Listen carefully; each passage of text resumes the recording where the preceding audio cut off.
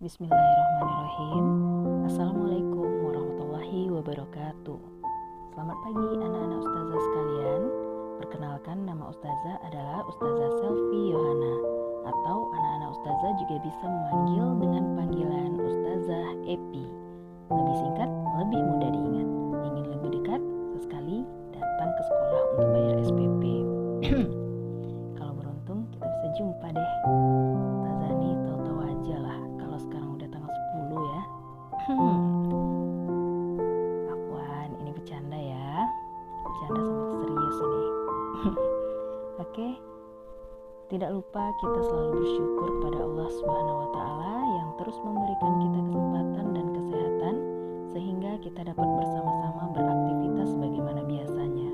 Walaupun belajar dari rumah, alhamdulillah kita masih Allah beri kesehatan di tengah wabah corona yang sedang terjadi di lingkungan kita ini. Sholawat beriring salam, tidak lupa kita hadiahkan kepada Nabi kita, Nabi Muhammad SAW, dengan senantiasa mengucapkan Allahumma sholli ala Sayyidina Muhammad wa ala ali Sayyidina Muhammad. Semoga dengan seringnya kita bersholawat kepada beliau, maka nanti kita akan diberikan syafaat di hari akhir kelak. Amin ya robbal alamin. Baiklah anak-anak ustazah yang soleh dan soleha, pagi ini tema inspirasi pagi kita adalah menutup aurat. Apa sih aurat ustazah? Oke, yang pertama yang harus kita pahami terlebih dahulu makna dari aurat itu sendiri. Aurat merupakan bagian yang tersembunyi dari anggota tubuh seseorang yang tertutup. Yang dimaksud dengan aurat adalah semua anggota tubuh yang dilarang oleh Allah untuk membukanya di depan orang-orang yang tidak diperkenankan untuk melihatnya, kecuali di hadapan mahramnya. Batasan aurat laki-laki dan aurat wanita tentu berbeda. Allah Subhanahu wa taala dalam Al-Qur'an surat An-Nur ayat 31 berfirman mengenai kewajiban menutup aurat bagi wanita muslimah dan laki-laki muslim, yang artinya, dan janganlah mereka menampakkan perhiasan atau aurat kecuali yang biasa nampak daripadanya. Pertama, aurat bagi laki-laki. Mayoritas ulama dari kalangan 4 mazhab berpendapat bahwa batasan aurat bagi laki-laki adalah antara pusar dan lutut. Hal ini berdasarkan keterangan dari baginda Nabi SAW. Beliau bersabda, apa yang ada di bawah pusar sampai lutut itu adalah aurat. Sehingga menurut dalil tersebut, paha laki-laki merupakan bagian dari aurat. Sekali lagi, paha laki-laki merupakan bagian dari aurat. Sementara bagian tubuh mulai dari pusar ke atas hingga kepala dan juga lutut ke bawah hingga ke telapak kaki bukan merupakan aurat bagi laki-laki. Selanjutnya, aurat perempuan atau aurat wanita. Batasan aurat wanita adalah seluruh tubuhnya, kecuali wajah dan telapak tangannya. Allah Subhanahu wa taala berfirman dalam Al-Qur'an surat Al-Ahzab ayat 59, hai Nabi, katakanlah kepada istri-istrimu, anak-anak perempuanmu, dan istri-istri orang mukmin, hendaklah mereka mengulurkan jilbabnya ke seluruh tubuh mereka. Yang demikian itu supaya mereka lebih mudah dikenal. Karena itu mereka tidak diganggu. Dan Allah adalah Maha Pengampun lagi Maha Penyayang.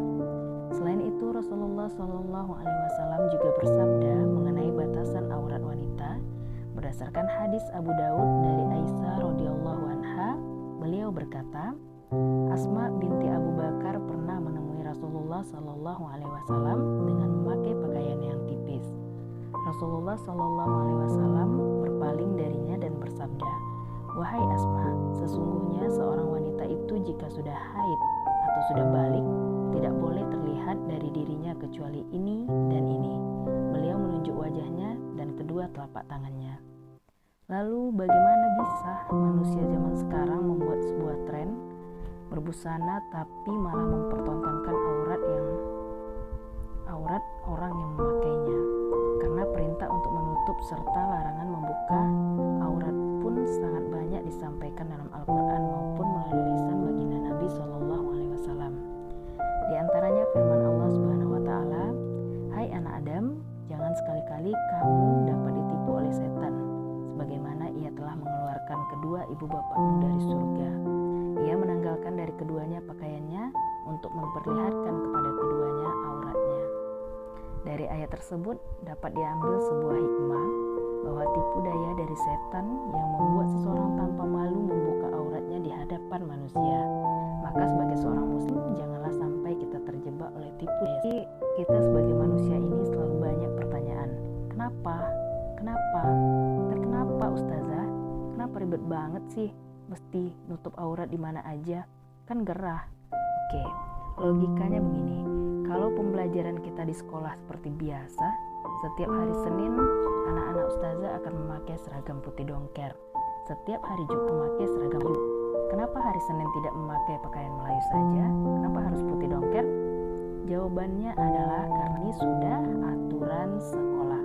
So, kalau begitu sama, menutup aurat merupakan aturan Allah. Ayo, siapa yang berani bantah aturan Allah? Rasulullah SAW bersabda, semua umatku akan masuk surga kecuali orang-orang yang enggan masuk surga. Ada gitu ya, orang yang enggan masuk surga. Barang siapa yang patuh kepada perintahku, maka ia akan masuk ke dalam surga. Dan barang siapa yang membangkang perintahku, maka dialah enggan masuk surga. Nah, kita semua tentunya ingin masuk surga kan? Oleh sebab itu kita harus patuh kepada perintah Allah. Setelah sekian banyak ayat Al-Quran dan hadis yang ustazah sampaikan pada kesempatan pagi ini, mudah-mudahan anak-anak ustazah dan juga ustazah tentunya kita semua bisa selalu menutup aurat dimanapun berada, dan semoga kita semua akan masuk ke dalam surganya Allah Subhanahu wa Ta'ala. Amin ya Allah. Anak remaja menjemur gambir dijemur jangan bersepah. Semoga pandemi segera berakhir dan kita bisa kembali belajar di sekolah. Sekian dari ustazah, mohon maaf lahir dan batin. Ustazah akhiri dengan Assalamualaikum warahmatullahi wabarakatuh.